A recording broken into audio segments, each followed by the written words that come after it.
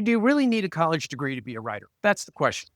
And it's been debated because it's put out there in pop culture that you don't need a degree. Again, to be a doctor, got to go to medical school. To be certified as a doctor anywhere, you got to go through the exact same thing everyone else does. But when it comes to writing, people believe anyone can lead the writer life and they can succeed and they can write famous novels. Number one, I say this in every single video, learn the difference between superficial genre writing and literary writing. Two different things. What we're usually talking about is writing with literary style, whether it's a literary novel or whether it's even genre writing with a lot of literary tools used to create character and theme. And nonfiction writing does that. So, do you need those literary tools and can you get them without going to academia? So, I've said this in the previous videos. The first thing is before we talk about famous writers and their degrees, which is the most interesting part of this video, but doesn't really help us because it argues against our point, which is a lot of famous writers don't have degrees. What I say is the academic environment is required. And the reason it's required is because it provides discipline. And it provides a discipline that you can't get anywhere else. And in addition, we now live in a culture where that lack of discipline has grown into a broad market area where everyone's selling online packages, everyone's selling online courses, everyone's giving you online advice like me, and it doesn't do the same thing for you, especially as a young writer. Even if you're an older writer, but you're trying to get into literary training, if you want to learn literary technique and create real art, the best way to do it is an academic setting and leading a real life.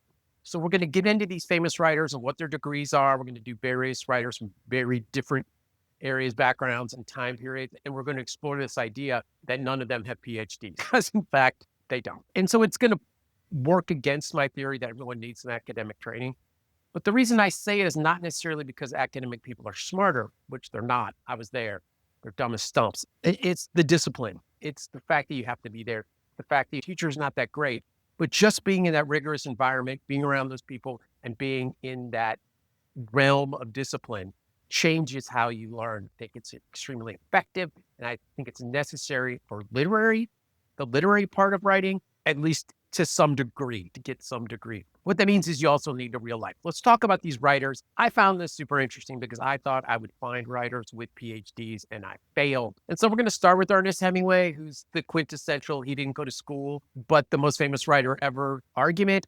I don't particularly like Hemingway that much. I know his editor did a lot of the stuff for him, especially with the novels. And I do like his novels, which is to say, maybe I like his editor. He definitely wrote those short stories. I don't know that any of them were influenced by other people. I think they were influenced by his journalistic career. And I find that they lack artistic merit. I've gotten in so many fights with people over this. Ernest Hemingway, no education, no formal education in the sense that he got a degree. He didn't complete anything. He did get a lot of experience in life, in the military, as a journalist.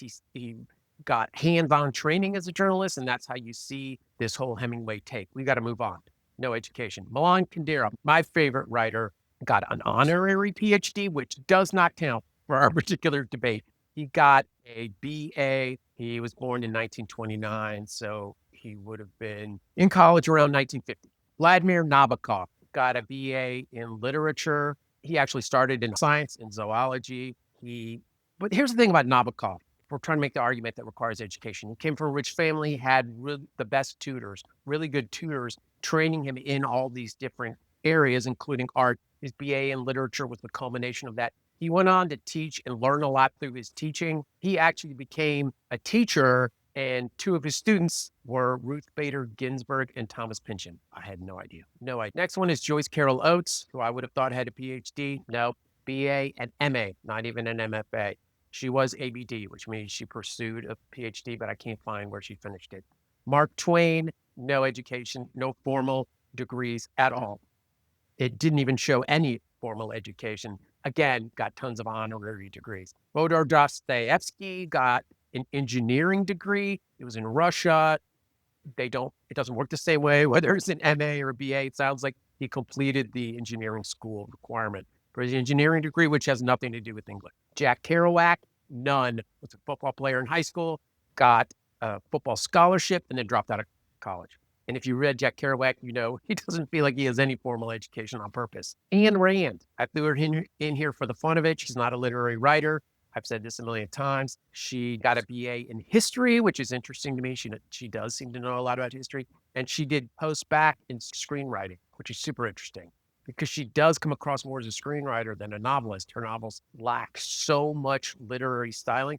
They do seem like they kind of are fitted for the plot and movement of a film, even though they tried to make films and failed. Anyway, not formally educated past the BA post-bac. Stephen King, who I felt like maybe had some, only has a BA in English, did not even get to a master's program. John Grisham, who's a pop writer, obviously we know he writes in the genre of law, has a JD, which is a terminal degree equivalent to a PhD in law. And that probably the JD, not necessarily, but the experience in academia probably gives him the rigor to do the writing, but also to understand some of the things that he did as a pop writer, as a genre writer, that were better than other people, including character. James Joyce got a BA 1902 in languages, which is strange to me, and then went to med school and dropped out. That's James Joyce. If you've ever read James Joyce, which I have no desire to do. Kurt Vonnegut got an MA in anthropology, which actually makes sense, which means he got a bachelor's, then got an MA, very educated in science, which is anthropology, which for Vonnegut was more like history. Like if you look at his books, he does have a lot of experience with anthropology and history. Read Galapagos. Charles Bukowski, none. That shouldn't come across as a surprise. So those are really interesting takes on these writers. It's interesting information, but it does support this theory. You don't have to get a degree. Maybe you don't even have to be in academia to be successful. Even as literary, you got to remember most of these people are literary writers. John Grisham, not so much. Stephen King is actually fairly literary. Rand, not so much, but everyone else, yes. Somebody I did forget is my famous writer, Richard Ford. This doesn't surprise me because he's more modern minimalist. He got a BA in 1966 and my degree, an MFA in 1970. And the MFA makes sense for Richard Ford, and it really does push minimalism now, and it is a more refined way of understanding literary techniques. But out of this whole list, Richard Ford is the only one that has a writing degree above the bachelor's level, unless I'm forgetting something. So that's really surprising. So that's why people get this idea in their head that they can just go be a writer for the summer, even though they've been a swimming instructor for the past 25 years. And so that is strange. And what I would like to end the video with is this idea that you're not the exception. You're not the outlier. As a writer, you should really approach this as I should do everything I can do to do it the right way. If I get lucky and can cut corners like Kerouac did, I can just get drunk and write it on toilet paper and get famous. That's fine. But I wouldn't expect to be the exception. And that's true in a lot of cases. And you hear this a lot about writers that write their first novel when they're older. My favorite example is the guy who wrote River Runs Through It, who wrote it when he was like 72, which is a little strange. His first novel, and a good novel, was written that late with that much discipline. And I think that is a disciplined novel with a lot of literary technique, but also missing something in terms of literary, which means he does beat you over the head with theme, doesn't fully grasp theme in a way that would make it more minimalist or even more effective, even though I did like the book. You need to get away from this idea that you're going to be one of these people, that you have a chance of being the exception. And maybe it is the case that these people are the best because they were the exception, but I wouldn't go into it thinking that. And if it ends up being the case, you don't lose anything. I would say get the formal education as much as you can, live a real life, get out of your bedroom, quit playing video games as much as you can. And then that can segue into creating character, creating big ideas, and creating world plots. Thanks for watching.